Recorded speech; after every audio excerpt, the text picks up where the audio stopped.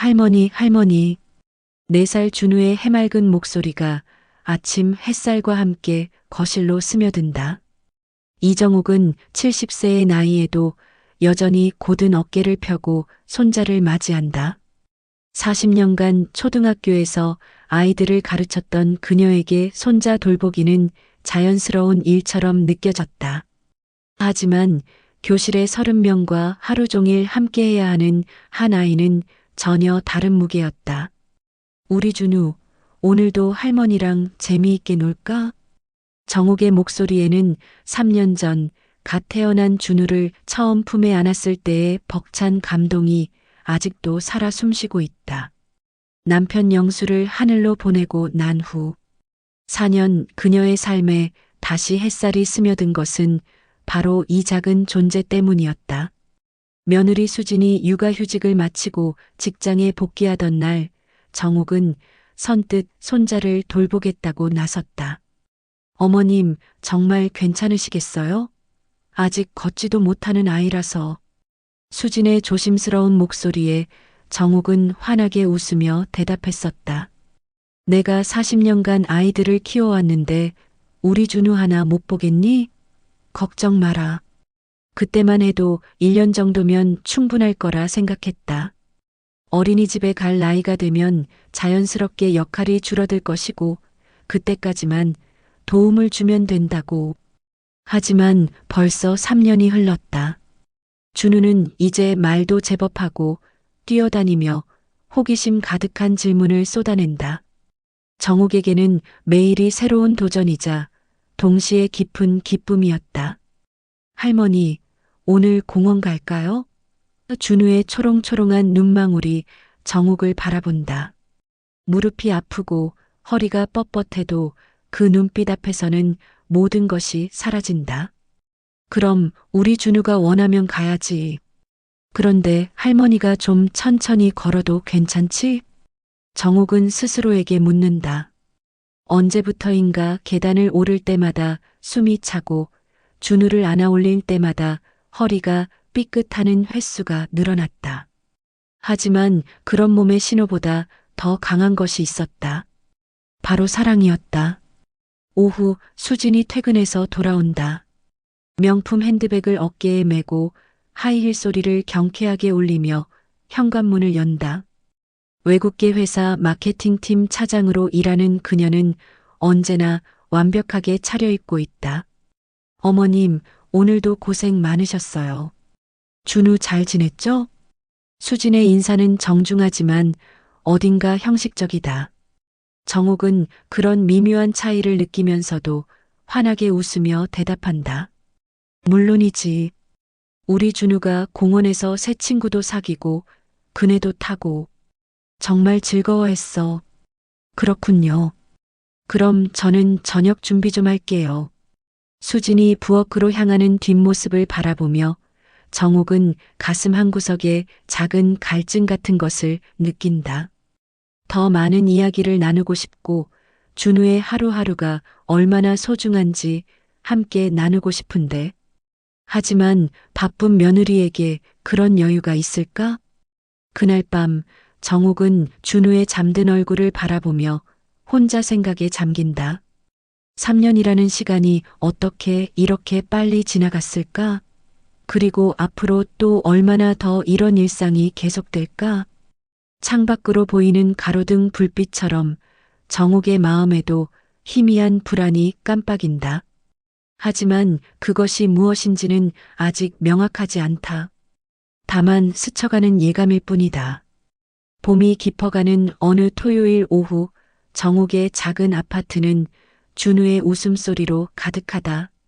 거실 한가운데서 레고 블록을 쌓고 있는 준우의 모습을 보며 정욱은 문득 1년 전을 떠올린다.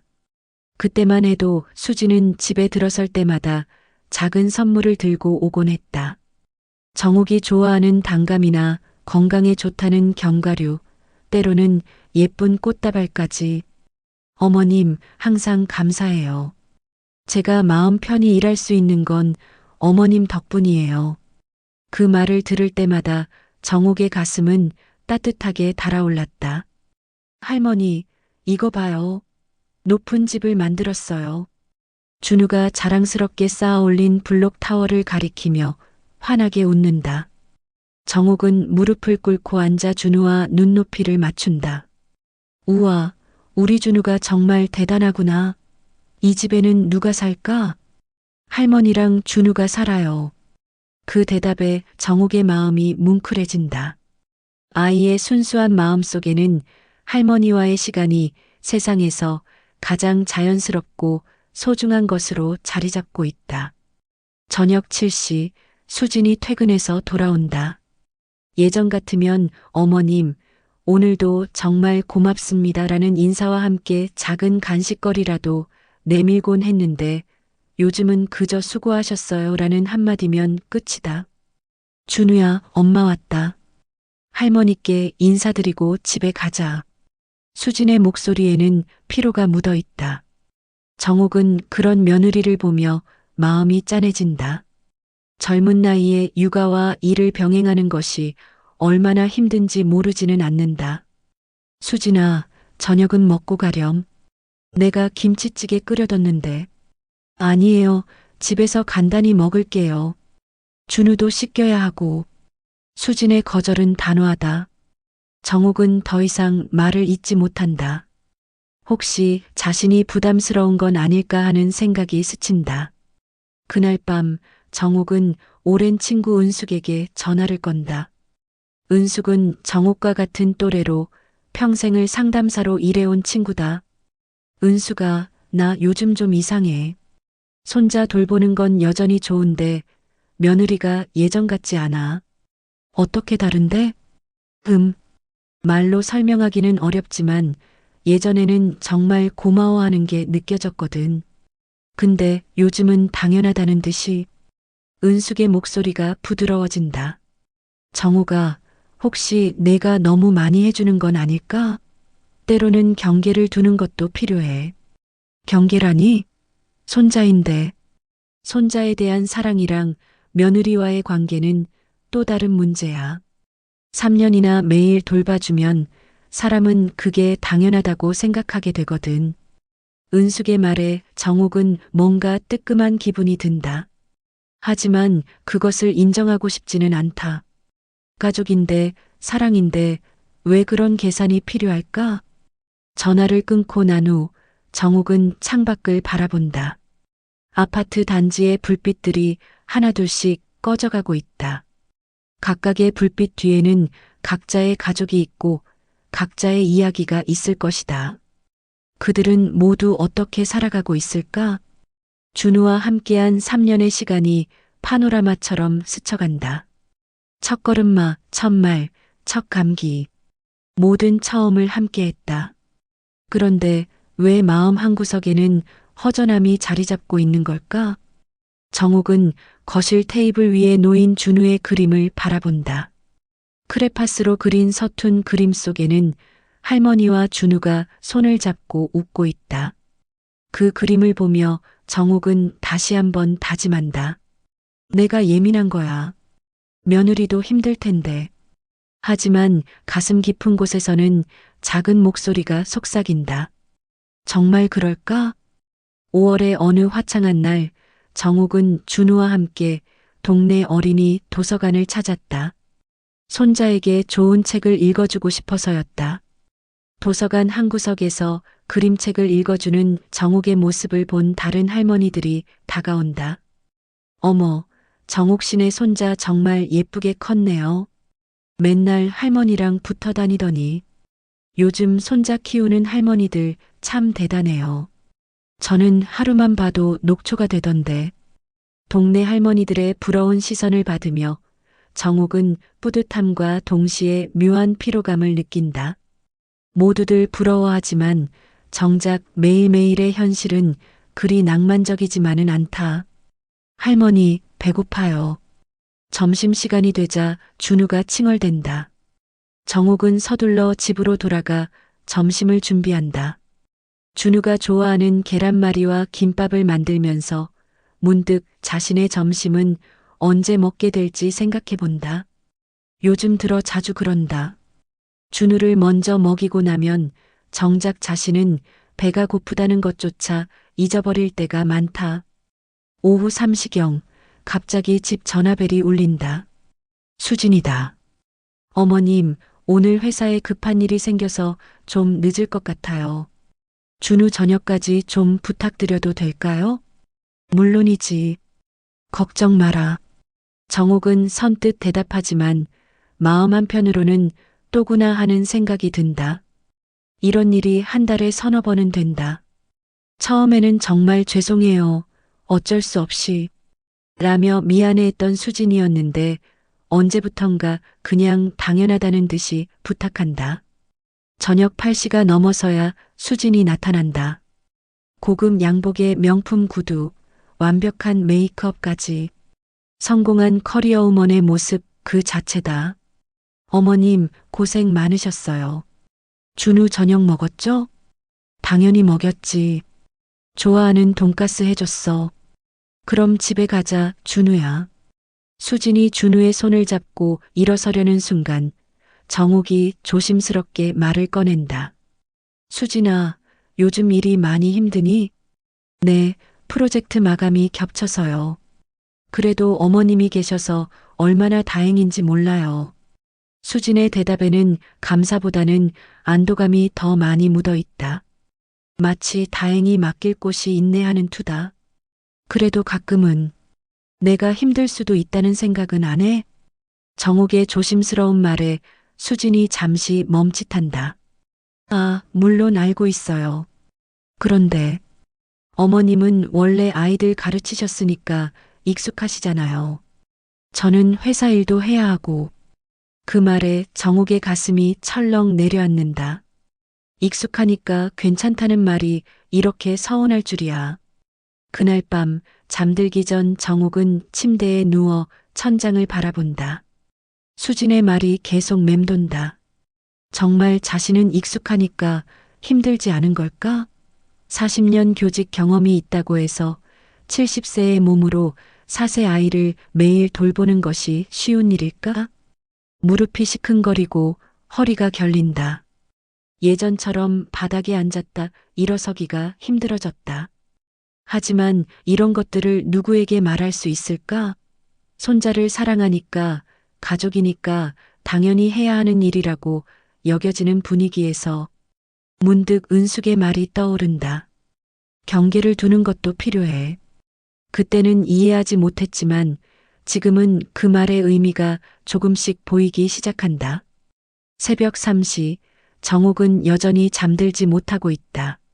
마음속 깊은 곳에서 작은 균열이 시작되고 있었다. 그것은 사랑의 균열이 아니라 존중의 부재에서 오는 상처였다. 장마가 시작되던 어느 목요일 오후 정옥의 집에는 평소보다 무거운 공기가 흘렀다. 준우가 감기에 걸려 하루 종일 칭얼댔고 정옥은 아이를 달래느라 제대로 앉아있을 시간도 없었다. 할머니, 머리 아파요. 열나요. 준우의 이마에 손을 대보니 뜨겁다. 정옥은 서둘러 해열제를 먹이고 미지근한 물수건으로 아이의 몸을 닦아준다. 오후 내내 준우는 보챘고 정옥은 아이를 안고 달래며 시간을 보냈다. 저녁 7시 30분, 평소보다 늦은 시간에 수진이 돌아왔다. 현관문이 열리자마자 준우가 엄마를 향해 달려간다.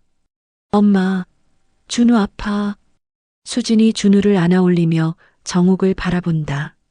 어머님, 준우가 아픈 것 같은데 병원은 데려가셨어요? 해열제 먹이고 계속 지켜봤어. 열이 좀 떨어진 것 같긴 한데. 그러셨어요? 그런데 아이가 아프면 바로 병원에 데려가셔야 하는 거 아니에요? 요즘 독감도 돌고 그런다던데. 수진의 말투에는 미묘한 비난의 뉘앙스가 묻어 있다. 정옥은 가슴이 답답해진다. 수진아, 내가 40년 동안 아이들을 봐왔어. 이 정도 열은 집에서 지켜보는 게. 그렇긴 하지만 어머님도 이제 나이가. 혹시 놓치는 게 있을 수 있잖아요. 그 말에 정옥의 얼굴이 굳어진다. 나이가 들어서 제대로 못 본다는 것인가? 하루 종일 아픈 손자를 돌보느라 지친 몸에 며느리의 차가운 말이 비수처럼 꽂힌다. 그럼 앞으로는 너희가 판단해라. 정옥의 목소리가 쌀쌀해진다. 수지는 잠시 당황한 표정을 짓더니 준우를 안고 일어선다. 아, 제가 너무 예민하게 말한 건 아니에요. 그냥 준우가 아프니까 걱정돼서. 하지만 이미 엎질러진 물이었다. 정옥은 억지로 미소를 지으며 대답한다. 괜찮다. 어서 가서 준우 재워라. 수진이 준우와 함께 나간 후 정옥은 혼자 남은 거실에 앉아 깊은 한숨을 쉰다. 하루 종일 아픈 손자를 돌본 것도 모자라 오히려 부족했다는 소리를 들으니 기가 막힌다. 그날 밤 정옥은 은숙에게 전화를 건다. 은수가, 나 오늘 정말 화가 나. 무슨 일이야? 정옥은 하루 있었던 일을 털어놓는다. 은숙은 조용히 듣더니 말한다. 정옥아, 이제 그만해야 하는 거 아니야? 뭘 그만해? 3년 동안 매일 돌봐주면서 고마운 소리 한 번 제대로 못 듣고 이제는 부족하다는 소리까지 들어야 해? 그게 정상이야? 은숙의 직설적인 말에 정옥은 할 말을 잃는다. 그래도 손자인데. 손자는 손자고 내 인생은 내 인생이야. 내가 희생하는 게 당연하다고 생각하는 사람들과 함께 있으면 넌 점점 작아져. 전화를 끊고 난 후 정옥은 거실에 앉아 차분히 생각해 본다. 정말 자신이 과민하게 반응하는 걸까? 아니면 은숙의 말이 맞는 걸까? 거실벽에 걸린 시계가 밤 11시를 가리킨다. 이 시간에도 정옥의 마음은 여전히 준우 걱정으로 가득하다. 열은 떨어졌을까? 잘 자고 있을까? 하지만 동시에 또 다른 감정도 밀려온다. 서운함, 억울함, 그리고 자신도 모르게 쌓여온 피로감. 이런 감정을 갖는 자신이 나쁜 할머니인 것 같아서 더욱 마음이 복잡하다. 창밖으로 비가 내린다. 장마철의 축축한 공기처럼 정옥의 마음에도 무언가 눅눅한 기운이 스며든다. 변화의 전조였지만 아직 그녀는 그것을 명확히 인식하지 못했다. 8월의 무더운 어느 날 정옥의 집 거실에는 냉방기가 하루 종일 돌아가고 있다. 준우는 바닥에 누워 태블릿으로 만화를 보고 정옥은 부엌에서 저녁 준비를 하고 있다. 할머니, 물 주세요. 할머니, 배고파요. 할머니, 이거 고장났어요. 하루에도 수십 번씩 들리는 할머니 호출에 정옥은 이제 조건반사처럼 반응한다. 하지만 요즘 들어 그 호출이 예전처럼 달콤하게 들리지 않는다. 무언가 의무감 같은 것이 느껴진다. 오후 5시경 현관벨이 울린다. 아들 민호가 예고 없이 찾아온 것이다. 엄마, 안녕하세요. 민호야, 왜 갑자기?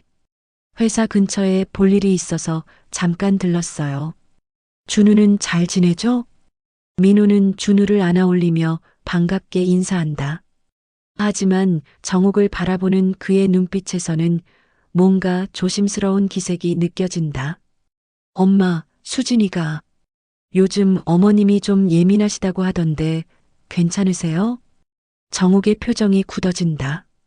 며느리가 무슨 말을 했길래 아들까지 이런 말을 하는 걸까? 내가 뭐가 예민하다는 거니? 아니, 그냥 준우 감기 걸렸을 때 좀 서먹하게 대화하셨다고. 정옥은 그제야 깨닫는다. 며느리가 자신에 대해 아들에게 불만을 털어놓았다는 것을. 그것도 자신이 예민하다는 식으로. 민호야, 너는 며느리 편만 들 거니? 내가 3년 동안 어떻게 준우를 돌봤는지는 생각 안 해? 엄마, 그런 게 아니라 그냥 서로 이해하면서 지냈으면 좋겠어서. 민호의 모호한 대답에 정옥은 더욱 답답함을 느낀다. 결국 아들도 며느리 편이구나 하는 생각이 든다. 그날 저녁 수진이 퇴근해서 돌아왔을 때 집안 분위기는 어색했다.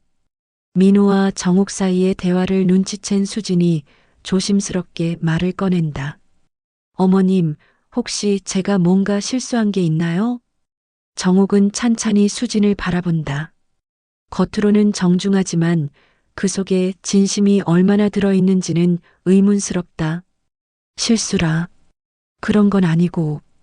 그럼 뭐가 문제인가요? 저도 모르게 어머님을 불편하게 해드린 건 아닌지. 수진의 말에는 진짜 미안함보다는 도대체 뭐가 문제냐는 짜증이 더 많이 묻어 있다. 정옥은 그런 미묘한 감정을 놓치지 않는다. 수진아, 내가 3년 동안 준우를 돌보면서 힘든 건 당연한 거야. 하지만 그래도 고맙다는 마음만 있으면 충분해. 근데 요즘은 어머님, 저 매일 감사하다고 말씀드리잖아요. 말은 그렇게 해도 마음은 달라졌어. 처음에는 정말 고마워하는 게 느껴졌는데 지금은 그냥 당연하다고 생각하는 것 같아. 수진의 얼굴이 붉어진다. 지적을 받는 것에 대한 불쾌감이 역력하다. 그럼 어머님은 저희가 어떻게 해드리길 원하세요? 매일 무릎 꿇고 감사하다고 해야 하나요? 그 말에 거실의 공기가 얼어붙는다. 민호가 당황하며 말을 가로막으려 하지만 이미 늦었다. 수진아, 지금 뭐라고 한 거야? 정옥의 목소리가 차갑게 가라앉는다. 70년을 살아오면서 이런 식으로 무시당한 적이 있었던가? 아, 제가 너무 흥분해서 그런 뜻이 아니었어요. 하지만 한 번 뱉은 말은 되돌릴 수 없다. 정옥은 천천히 일어선다. 좋아. 이제 알겠다. 내가 뭘 기대했는지도. 그날 밤 정옥은 혼자 남은 집에서 긴 시간을 생각에 잠겼다. 수진의 말이 계속 귓가에 맴돈다. 무릎 꿇고 감사하다고 해야 하나요? 그렇게까지 극단적으로 말할 일이었을까? 새벽 2시 정옥은 은숙에게 메시지를 보낸다. 은숙아, 나 이제 정말 결정해야겠어. 더 이상은 못하겠어. 10분 후 은숙의 답장이 온다. 정옥아, 늦었지만 잘한 결정이야. 내일 만나자. 그 순간 정옥은 깨닫는다. 3년 동안 자신이 얼마나 작아져 있었는지를. 사랑이라는 이름으로 모든 것을 참아왔지만 그 과정에서 자신의 존재감은 점점 희미해져 갔던 것이다. 창밖으로 새벽이 밝아온다. 정옥에게는 새로운 하루의 시작이 아니라 변화의 시작처럼 느껴진다. 며칠 후 토요일 오후 정옥은 은숙과 함께 동네 카페에 앉아 있다. 평소 같으면 준우와 함께 공원에서 시간을 보내고 있을 텐데 오늘은 일부러 외출을 택했다. 정우가 얼굴이 많이 상해 있구나. 그렇게 보여? 나도 모르게 스트레스를 많이 받았나 봐. 은숙이 따뜻한 차를 정옥 앞으로 밀어준다. 40년 넘게 상담사로 일해온 은숙의 눈에는 친구의 상태가 심각해 보인다. 정우가 솔직히 말해봐. 지금 상황에서 내가 가장 원하는 게 뭐야? 글쎄, 그냥 인정받고 싶어. 내가 3년 동안 한 일이 당연한 게 아니라는 걸. 그럼 이제 변화를 만들어야지. 계속 같은 패턴으로 살면서 다른 결과를 기대할 수는 없어. 은숙의 말에 정옥은 고개를 끄덕인다. 하지만 구체적으로 어떻게 해야 할지는 막막하다. 근데 은숙아, 내가 갑자기 안 돌봐준다고 하면 준우가 가장 피해를 볼 텐데. 정우가 그게 바로 내가 빠진 함정이야. 내가 없으면 큰일 날 것처럼 생각하게 만드는 거. 하지만 정말 그럴까? 수진이가 어린이집도 안 보내고 시터도 안 구하고 오직 너에게만 의존하는 이유가 뭘까? 은숙의 지적에 정옥은 처음으로 다른 관점에서 상황을 바라본다. 정말 자신이 없으면 안 되는 걸까? 아니면 그냥 자신이 있으니까 편하게 이용하는 걸까? 그때 정옥의 핸드폰이 울린다. 수진이다. 어머님, 지금 어디 계세요? 준우가 어머님을 찾아서 울고 있어요. 나 잠시 친구 만나고 있어. 1시간 후에 갈게. 네. 그런데 준우가 지금 계속 울고. 울면 달래줘. 나도 가끔은 내 시간이 필요해. 전화를 끊고 나서 정옥은 자신도 놀란다. 언제부터인가 수진의 전화에 즉시 반응하는 것이 습관이 되어 있었는데 오늘은 달랐다. 30분 후 다시 전화가 온다. 이번에는 민호다. 엄마, 수진이가 연락했는데 준우가 많이 보채나 봐요. 혹시 일찍 들어가실 수 있으세요? 민호야, 나는 지금 내 친구랑 차 마시고 있어. 내 아내가 1시간도 혼자서 아이 달랠 수 없는 거야? 그런 게 아니라 준우가 워낙 어머님만 찾아서 그럼 평소에 엄마랑 더 많은 시간을 보내게 했어야지. 나만 찾는 게 정상인 줄 알아?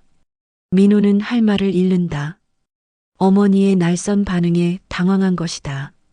카페에서 집으로 돌아가는 길, 정옥의 마음은 복잡하다.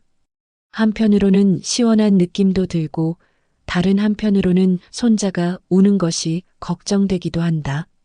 집에 도착하니 현관 앞에서 준우가 울면서 기다리고 있다. 정옥을 보자마자 달려와 안긴다. 할머니, 할머니 어디 갔어요? 준우 무서웠어요. 그 순간 정옥의 마음이 흔들린다.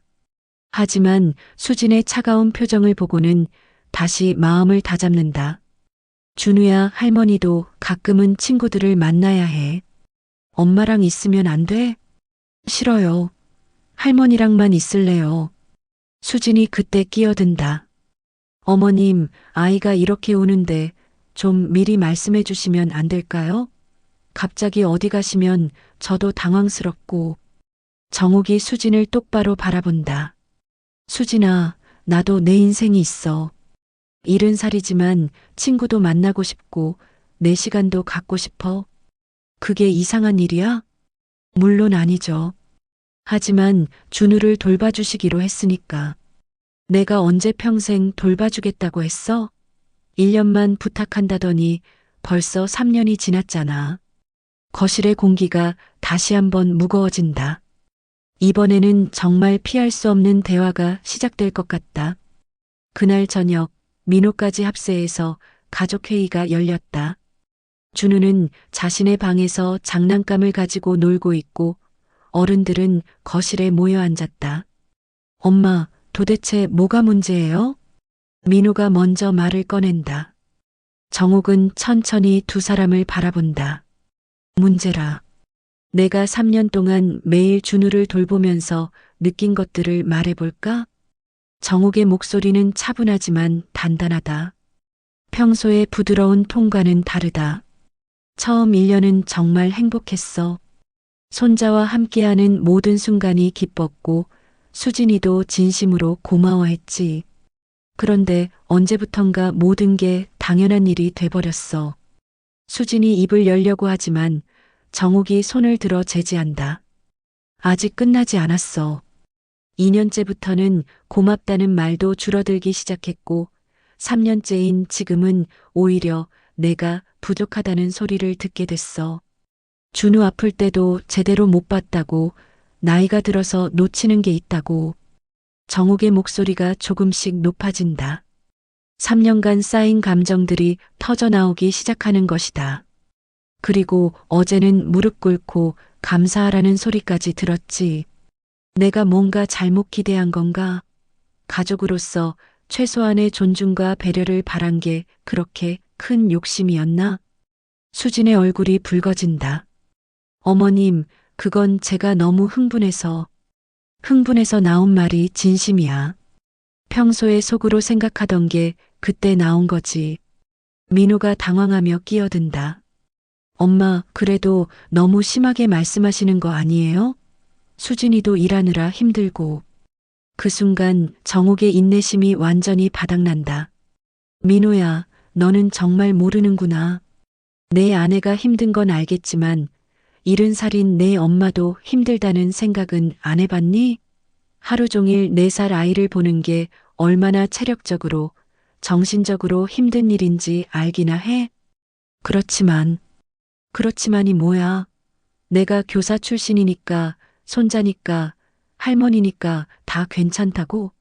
내 나이, 내 건강, 내 인생은 전혀 고려 안 해도 되는 거야? 정욱의 목소리가 떨린다. 3년 동안 참아온 모든 것들이 한꺼번에 쏟아져 나온다. 그리고 가장 화가 나는 건 너희가 나를 당연한 존재로 여긴다는 거야. 마치 무료 육아 도우미처럼 감정도 없고 피로도 안 느끼고 불만도 가질 수 없는 그런 존재로. 수진이 마침내 입을 연다. 어머님, 그런 식으로 생각한 적 없어요. 정말 감사하게 생각하고, 감사하게 생각한다고? 그럼 왜 어린이집도 보내지 않고, 시터도 구하지 않고, 오로지 나에게만 의존하는 거야? 편하니까 그런 거 아니야? 그 지적에 수지는 할 말을 잃는다. 실제로 그런 부분이 있었기 때문이다. 정욱이 일어선다. 이제 결정했어. 앞으로는 내가 매일 준우를 돌보지 않을 거야. 엄마, 어머님, 민호와 수진이 동시에 소리친다. 나도 내 인생을 살고 싶어. 70살에 새로 시작하는 거야.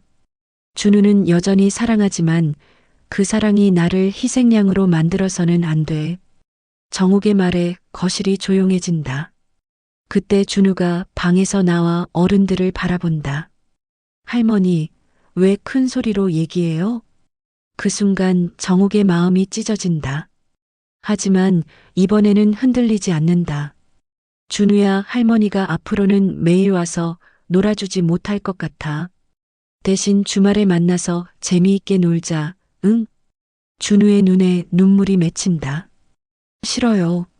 할머니 매일 와야 해요. 정욱이 준우를 안아 올린다. 마지막으로 한번 꽉 안아준다. 할머니가 준우를 사랑하는 마음은 변하지 않아. 하지만 할머니도 할머니 인생을 살아야 한단다. 그날 밤 정욱은 집에 혼자 앉아 있다. 마음은 아프지만 동시에 후련하기도 하다. 70년을 살면서 이렇게 자신의 목소리를 낸 적이 언제였던가? 3개월이 지났다. 가을이 깊어가는 11월, 정욱은 동네 문화센터에서 서예 강의를 듣고 있다.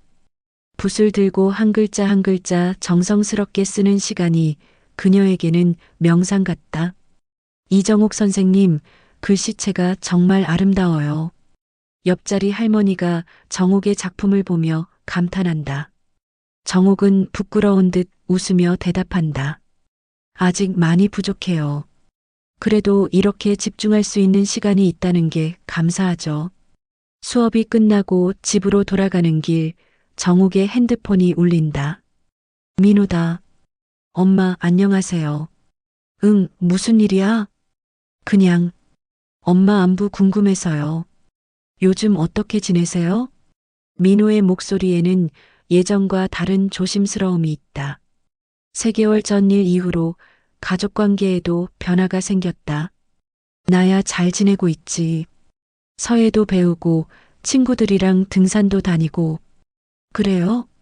다행이네요. 그리고 엄마 죄송해요. 뭐가? 그동안 엄마 마음을 몰라줘서요. 이제야 조금 알 것 같아요. 민호의 사과에 정욱의 마음이 뭉클해진다. 하지만 예전처럼 쉽게 괜찮다고 말하지는 않는다. 민호야, 내가 깨달았다는 것만으로도 다행이야. 하지만 앞으로는 정말 달라져야 해. 네, 알고 있어요. 준우 어린이집도 보내기로 했고 수진이도 많이 반성하고 있어요. 정욱은 잠시 침묵한다. 수진에 대한 감정은 아직 복잡하다. 수진이 어떻게 지내? 힘들어하고 있어요. 어린이집 적응시키는 것도 쉽지 않고 회사 일도. 그래도 이제는 엄마께서 그동안 얼마나 큰 도움을 주셨는지 알게 됐다고 하더라고요. 그 말을 들으며 정욱은 복잡한 감정을 느낀다. 며느리가 힘들어한다는 것에 안쓰러운 마음도 들지만 동시에 이제야 깨달았구나 하는 생각도 든다. 그래도 그렇게 깨달은 게 어디야. 늦었지만 다행이지. 집에 도착해서 저녁을 준비하며 정욱은 요즘의 자신을 돌아본다. 처음 한 달은 정말 힘들었다. 준우가 보고 싶기도 하고 혹시 자신이 너무 이기적이었나 하는 자책도 들었다. 하지만 은숙을 비롯한 친구들의 지지와 새로 시작한 취미 활동들이 그녀에게 새로운 활력을 주었다. 토요일 오전, 준우가 민호와 함께 정옥의 집을 찾아온다. 이제는 일주일에 한 번 이렇게 만나기로 한 것이다. 할머니, 준우가 달려와 안긴다. 정옥은 손자를 꽉 안아주며 그리웠던 마음을 달랜다. 우리 준우, 어린이집은 재미있어? 응, 친구들도 많고 선생님도 예뻐요. 그런데 할머니가 더 좋아요. 준우의 순수한 고백에 정옥의 눈가가 촉촉해진다. 하지만 예전처럼 죄책감을 느끼지는 않는다. 이제는 건강한 거리에서 손자를 사랑할 수 있다는 걸 알기 때문이다. 할머니도 준우가 제일 좋아. 그런데 할머니는 할머니 생활도 해야 하고 준우는 준우 생활도 해야 하는 거야. 그렇게 각자 잘 지내다가 만나면 더 반갑겠지? 오후에 준우와 함께 공원을 산책하며 정옥은 새로운 평화를 느낀다. 의무감이 아닌 순수한 사랑으로 손자와 시간을 보내는 것의 소중함을. 저녁 무렵 준우를 집에 데려다 주면서 정옥은 수진과 마주친다. 몇 달 만에 보는 며느리는 많이 야위어 보인다.